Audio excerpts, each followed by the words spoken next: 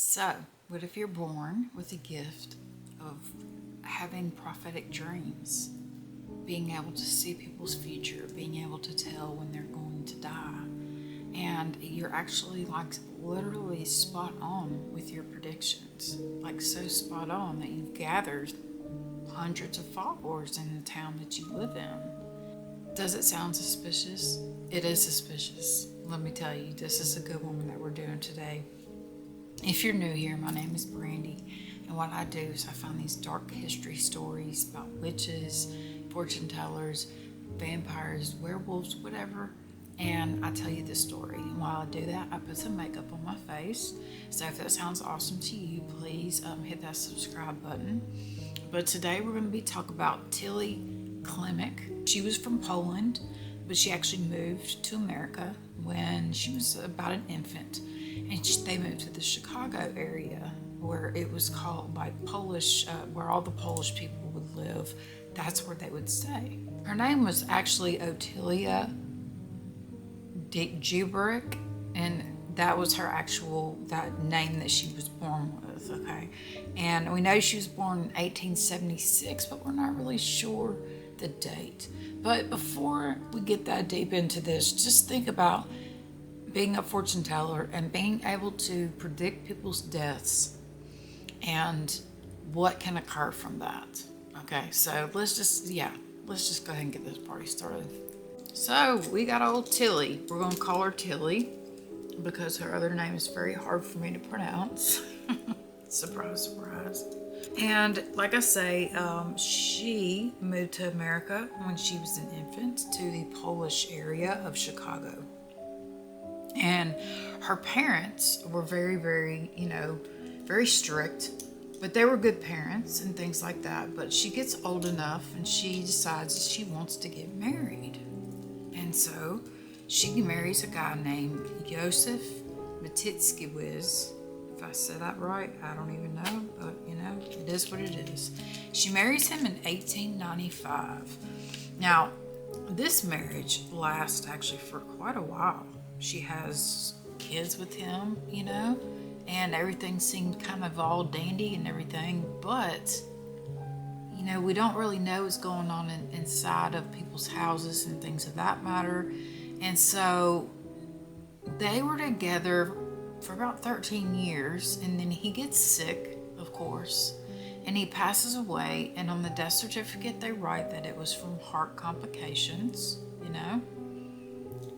Not a big deal. Everybody totally overlooked that. It was something that she predicted that was going to happen, and it happened. And so all these people are like, oh my gosh, she is a real medium. She knows when people are going to die, and she called it out, and it's absolutely true. Okay, so you better believe me when I say hundreds of people believe this chick. Okay, I'm just telling you that's kind of skipped over in the history part, but she was a straight up fortune teller, telling when people are going to die, basically. Now, when her first husband died, she benefited from that because she had life insurance policy out on him. Oh yes, she sure did. And so she got about $1,000. This is a lot back then. She got about $1,000, and I'm sure she's making money on the side, telling people fortunes and things like that. And, so her first husband passes, and it's not too long, not even a month after her first husband passes that she's with for like 13 years. She decides to go ahead and marry somebody else. Yeah, it's on number 2 husband. Yeah. And she, like I say, she quickly remarries a month later to a man named Joseph Ruitsky. He actually lived nearby. And he died about 3 months into the marriage. So this homie did not make it very long in the marriage. And if y'all are starting to see a connection, you're starting to be correct, because she is predicting deaths and then she is committing them. When her second husband dies, she gets $1,200 in cash and like $700 something in life insurance. Okay. Yeah. So, of course, after that, she has a boyfriend. Now, the boyfriend they go on a trip together with the money that she got from her second husband dying. And she ends up admitting to him basically what she did, saying that she had poisoned them. Okay. Oh, yes. And so this freaked him out because to her, she thought she was going to be getting a wedding proposal from this guy. She was like, you know, and another thing, you would think that she is like the biggest stunner, like so beautiful. She is not, and it shows up when we go to the court processions of this about why that is a pertinent thing to know. So when her little boyfriend, she tells him about her little poisonings, he decides, I'm not gonna ask her to marry me. You know, she's freaking killing people. I'm not gonna do it. And so what does this do? This pisses Tillie off. Oh yeah. She's like, oh no. You know, you're not gonna, and then you pissed off a poisoner, dude. Like, this is not a good idea. She actually gets rid of him because he decides, he's like, I'm gonna expose you. I'm gonna tell everybody what you're doing. Which was also a big no-no for him to say that to her, because she took care of business. I'll just say that.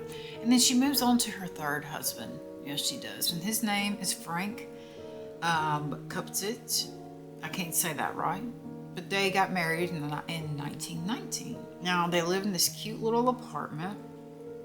And they, she actually lived there with one of her old boyfriends named Myers there for a while. But now it was just, you know, for the newlyweds and all that fun stuff.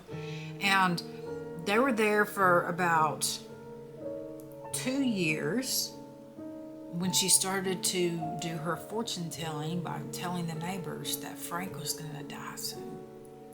Yeah, she was like, I just know it, you know, and I have prophetic dreams and I see him dying like this certain day, this certain time. So she's going around to the neighbors and she's like, yeah, Frank's gonna die here really soon. You know, she sits by his bedside as he's dying and like berates him, saying, yeah, you don't have much longer there, bro, you know? And at the same time she's saying all these things to her husband, saying, you're gonna die. Yeah, it's just an awful thing, isn't it? You're gonna die. She's sitting next to him and on there, like, by his bedside, making a hat, a funeral hat, to wear to his funeral as this man lays in bed dying. So she would go around and tell the neighbors. Now, she may have got good with the first and the second one, you know, she may have got away with those. But people were starting to look at her a little bit cross-eyed at this point, you feel me? Because people were like, why are all her husbands dying? I mean, she's definitely not waiting a certain time, a time period. She's not waiting on a time period where, you know, there's no like cool down for her. She just gets married to them. And then after a few months, I guess that first murder really gave her a lot of confidence in knowing that she could marry somebody, get insurance from them, make money by foretelling their death. Yeah. And then making all this money and things on it. But the funniest thing hasn't come, okay? Actually, this whole thing isn't funny, but this one part is. Y'all are going to think it's really, really funny. So, because Frank was dying, Tillie, had asked their landlady if she could keep her coffin in the basement of the building they lived in, because she had gotten it for cheap. She had gotten the coffin for cheap. You got Frank upstairs dying, and this chick is asking the landlady, hey, can I store my coffin down in your basement? Like, nothing weird about that. Nothing weird about that at all. I got it for cheap at a garage sale. I just need a place to put it. She was already buying a coffin for this man before he even passed away, and she got it for cheap. She starts going around to the neighbors saying that Frank is not going to live long. He has 2 inches to live, basically. She would mock him by saying it won't be long now and you will be dying soon. And of course she finds an amazing deal on a coffin that she just has to have. You know, it's just a good deal. It's a good steal. So finally, Frank passes away. Okay, Frank passes, and she actually does something kind of strange, but at least to the people around her. It may not be strange for her because we don't know what goes on behind closed doors. Just remember that. She grabs Frank's ear while he's in the coffin, dead, and says, "You devil, you won't get up anymore." And she got $675 in insurance, and she still kind of had everyone fooled at this point, okay? Well, they were still believing that she was a clairvoyant, you know? And the weird thing is at his funeral, it was like a party for her. Like, she had music playing, she had people over. It was like, you know, this man died and she's going around and just parading around the fact that I predicted his death. And, you know, I am a clairvoyant and I'm awesome in every single way. And she gives no F's about any of these dudes whatsoever. Old Frank is buried, and she thinks she's gonna get some money, you know. Actually, she does, I think. So you've got all these people that believe that she is, you know, a clairvoyant, that she can see the future, she can predict deaths and things of that matter. Well, after Frank dies, of course, she gets married again to a fourth guy. And this fourth guy, he had been a bachelor his whole life, and so his friends were like, "Hey, you know, are you ready to settle down, have a home, have a family? You know, we know this chick named Tillie. She's pretty cool. Why don't you all meet, you know, and see what the haps is?" Well, old dude did his homework before he met her. And so she basically promised, she was like, "Okay, I'm not going to do anything to you." Those guys were they just didn't mean anything to me. So don't worry, I am not going to poison you at all. Don't you worry about it whatsoever. Like 3 and I'm done, okay? You're good, fourth husband. Nothing bad is going to happen to you, right? So then old Joseph gets sick. Yes, he does. It's not long after they get married. I think they got married in 1921. And it's not too long after that he gets sick. But like I say, he was a little suspicious of his wife in the beginning, and so he is very much so suspicious now, and he decides to go to the doctor. Good on him, right?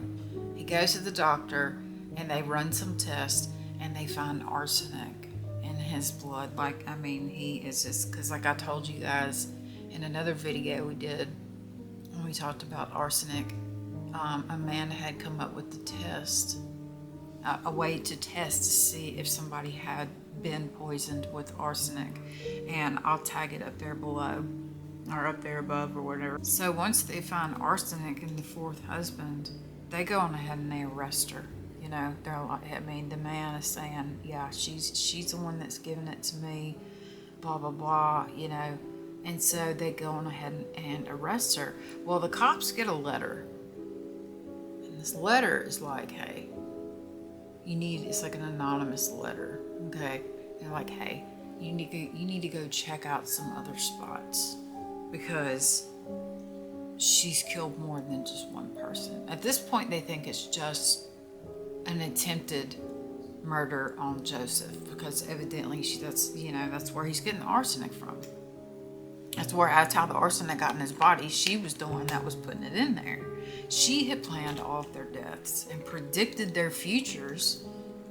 I mean, the coffin right there says it all. Who buys a coffin just to store in somebody's basement for, like, just in cases? Like, who does that?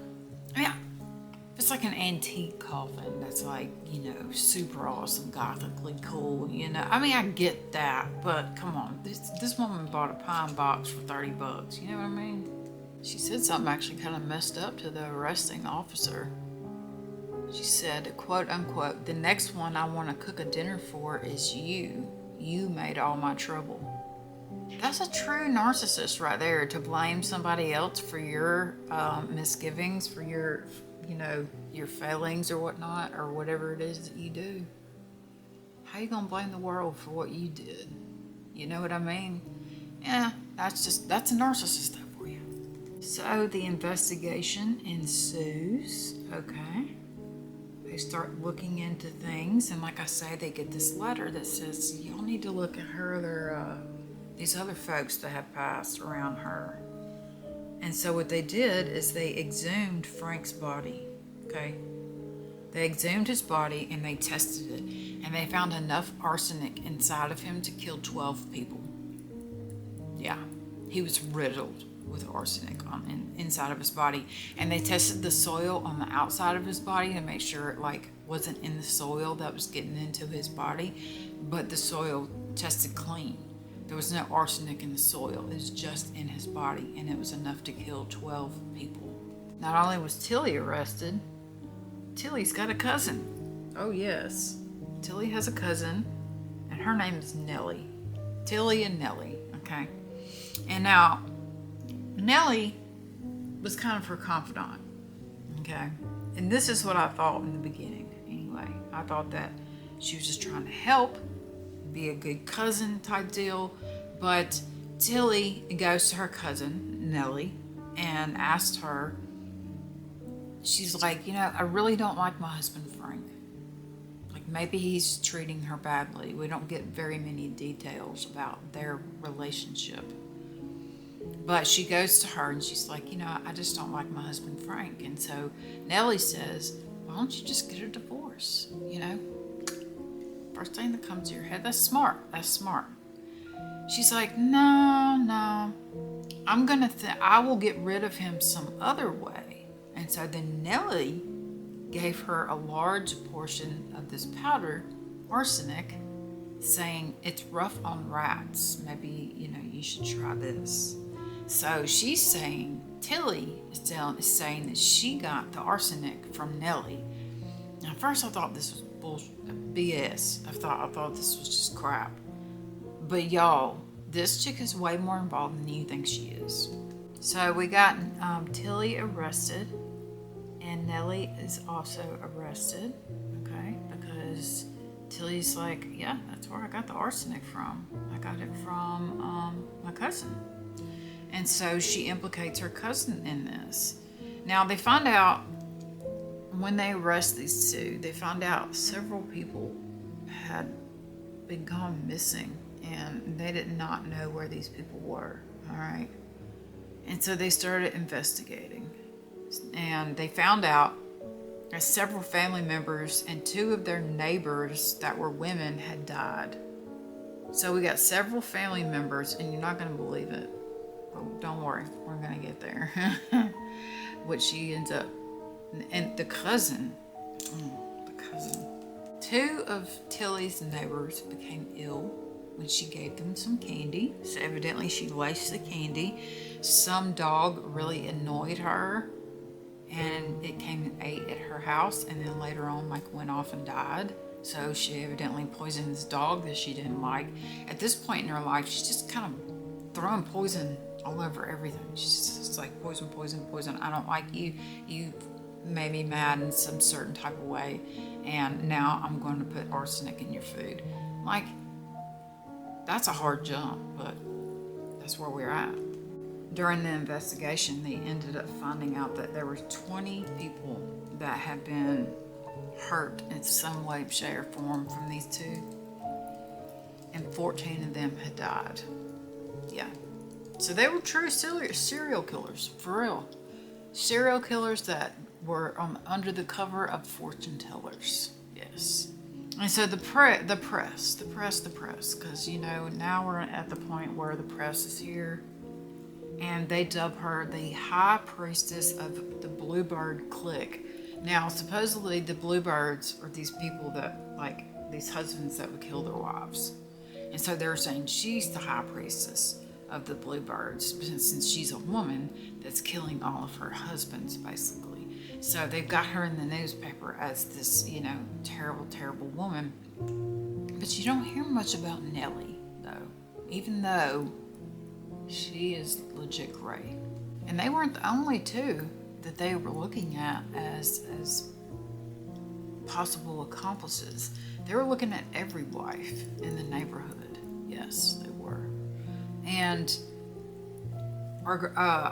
old dude Joseph, you know, the guy that actually went to the hospital and, you know, got help for his, he ends up staying in the hospital for like 3 months. He loses the ability to use his legs. He has to regain that ability, and he actually dies like years later from what they say is tonsillitis, but it's probably because I don't think they had a way to get the arsenic out of your system, kind of like once it was in there and it did its effects, there was really not much else that you could do.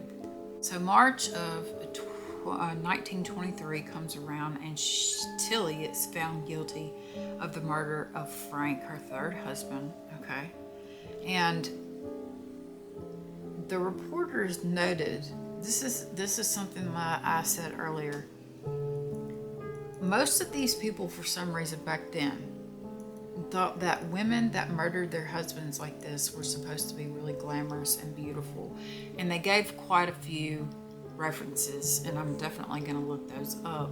But they didn't think that, I mean, they thought she was guilty because basically she wasn't pretty, like in their sense of the word pretty. You know what I mean? She's very frumpy looking. She had very greasy hair, Tillie did. She didn't really care what people thought about her. You know what I mean? I mean, she was very cold-hearted at the freaking, at her own court trial. She wore one of the hats that she made when she was at the bedside of her husband, Frank. She wore that cap to court. So she did not care. She had no cares in the world about anybody but herself. Point blank period. Now, she is sentenced to life in prison, which is the harshest sentence at that time, obviously not now, in Cook County, okay, and up there in Chicago. Obviously that's changed now, but for that time, her getting a life prison sentence was one of the harshest things they could do. And so the weird thing is about this, okay, now let's go to Nellie and talk about Nellie for just a minute, all right? Now, Nellie is in this, and you're thinking, oh, she's just, you know, Tillie's just bringing her into this. Oh, no. This woman had 13 children with her husband, okay? She had a lot of kids. She ends up killing like 4 of them with arsenic. Oh, yeah. One of them was a set of twins that died 1 month within each other. This woman was not in any way, shape, or form innocent, okay? Not at all. So when Tillie was naming her, like, Tillie was not lying, saying, hey, she's the one that gave me this stuff. She's the one that gave me the arsenic. So, you know, what is she over there doing? So she poisoned quite a few people as well. And not only that, at her trial, her own children testified against her because there was one of her children that she was trying to do stuff to. She was trying to poison with arsenic, but that kid had kind of caught on and like got away from her. And there was another time that one of Nellie's children went and stayed at Tillie's house for like a year, and she ended up passing away too, like basically at the same thing. And so they're digging up all these bodies, and they're finding arsenic in every single one of these bodies, like that supposedly was killed by these 2 women. But this Nellie chick, this is what I don't understand. She gets acquitted. Yes, no jail time, no punishment, no nothing. She gets acquitted even though she killed some of her own freaking kids. It's one thing to kill a husband, but it's a whole other ballpark to be killing your kids. I'm telling you right now. Thank you, popcorn. Like, Tillie was so mean that even like to her cousin, she would, when they were in jail together, she would tell her cousin, oh my gosh, hey, they're coming for you. They're coming for you. They're going to send you to the gallows, and would like laugh about it, like thinking it was just the funniest thing ever. Like, when I tell you this woman had no feels, she had no feels at all. I mean, she did not care. I mean, for them to say she could have gotten acquitted if she was like prettier, I'm not seeing that at all. But you know, maybe it was, you know, the early 1900s, and so we have to think that things are a little bit different back then than they are now. She goes to the Joliet Correctional Center and stays there until she dies, and then on November 20th of 1936, that's when she ends up passing away. So let's go over the list of names of all the folks these two women killed. So first we have all of Tillie's husbands. All of Tillie's husbands end up getting the God, except for the one who ends up going to the hospital, and he survives, but he's in the hospital for a really long time. So we got Joseph, that's her first husband. He died of arsenic. She got $1,000 insurance. Her second husband was Joseph, and he died of arsenic, and she got $2,000 in insurance. Her third husband was Frank. He died of arsenic, and she got $1,000 in insurance, even though that murder got her busted. Then Joseph Granolowski was her ex-boyfriend. That was the guy that she wanted him to propose to her. But once he found out that she was the reason why all of her husbands are dying, he's like, no, I'm not doing that. No, I'm backing out. No. Yeah, she killed him too. So now Miss Rose was Tillie's cousin. She died shortly after attending Tillie and Frank's wedding party. So she had actually tainted the food at their wedding party, because this person's not the only one that gets sick from that. 3 kids, Helen, Stanley, and Stella. Tillie attended to all of them when they were ill, and every single one of them died, age 15, age 16, and age 23. A man, the guy, like a sweetheart or whatnot, he could have been a husband, named Myers. He has been missing since March of 1923, okay? A man named Wojak Strummer was the first husband of Nellie. He died in 1918, and arsenic was found. Dorothy Sparrow was the granddaughter of Nellie, and she died at 2. She killed her own granddaughter, Nellie. Not Tillie, Nellie. Sophia Sterner was Nellie's daughter. She died in 1917. Ben Sturmer was the twin to Sophie, and they died a month of each other. Now, Joseph KLIMEK, that was the last husband of Tillie, he recovers. John Sturmer, that was the son of Nellie, and knew that Nellie, his mom, was poisoning him. And so after his father had passed away in 1618, he got a little bit suspicious of his mom after that. As he should. A lady named Miss Rose Split said that she was given poisoned candy after Joseph KLIMEK had talked to her. Yeah, she was jealous as well. Stella, the sister of the former boyfriend of Tillie, she killed her by giving her tainted candy after they had an argument. So she had an argument with her boyfriend's sister and killed her. Okay, Nick Migo was a cousin. He got sick with arsenic, but he recovered because he went to the wedding. Bessie recovered after eating at Tillie's as well. That was her sister-in-law. Lillian Sturmer was the 15-year-old daughter of Nellie. That was the one that lived at Tillie's for a year at the age of 13 and was deathly ill from food with heart problems, which is arsenic, basically. So those are all the people that these 2 chicks did in with arsenic. And they weren't just random people. They were family members, people they knew for like a long time in their life. This case was absolutely bonkers. And you guys know why I picked it. I picked it because she acted as a fortune teller. And she would tell people these dates and these times of when people would die and then would actually happen. And she had so many people that believed her. Over hundreds of people believed her. And it wasn't until her 3rd marriage when she kind of got cocky. And she starts bragging to her neighbors, saying he doesn't have much longer to live. She's shopping for coffins, and she gets one on sale. And then she asks her landlady if she can keep it in the basement of their apartment building. That was the turning point when she started to get too cocky. She might have been able to continue this, but you can't marry somebody and then off them in like 2 months. That's just, I'm sorry, but that's so amateurish. I watch way too much true crime, okay? Way too much. Besides all that, I'm still wondering. Yes, Tillie got what she deserved because she shouldn't be poisoning people with arsenic. But how did Nellie get off? How did the cousin get off? That's what I want to know. Because that chick killed her own kids, her own granddaughter. She killed her husband. Some of her, she had 13 kids. She didn't kill all of her kids, but she killed at least 4 of them and tried to kill a 5th. And then killed her granddaughter. That was 2.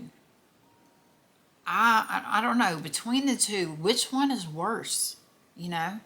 And how did, like, you know, I'm wondering, was the cousin like a little bit prettier? Maybe that's why she got acquitted. Maybe she played up to that type of role. I don't know. We don't know. But we do know that Tillie was unfortunately not blessed with the being beautiful, whatever that is to anybody. And so the jury looked at her cross-eyed at the end of the day because she was raggedy, she was cold-hearted.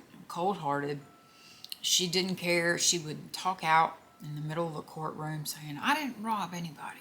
I didn't poison anybody. I didn't do anything, you know. And it really didn't hit home for her until they dug up her husband and they showed the evidence using that test that he was riddled with arsenic. And the look on her face when that happened must have been priceless because she knew that she was done for. She knew she was done. And so that's the story of Tillie and her cousin Nellie, and we're just going to call them the fortune teller serial killers. That's what we'll call them because that's exactly what they were. This story interested me so much because of the whole fortune telling part. So many people believed her, but what she was doing was predicting a death that she was going to do herself.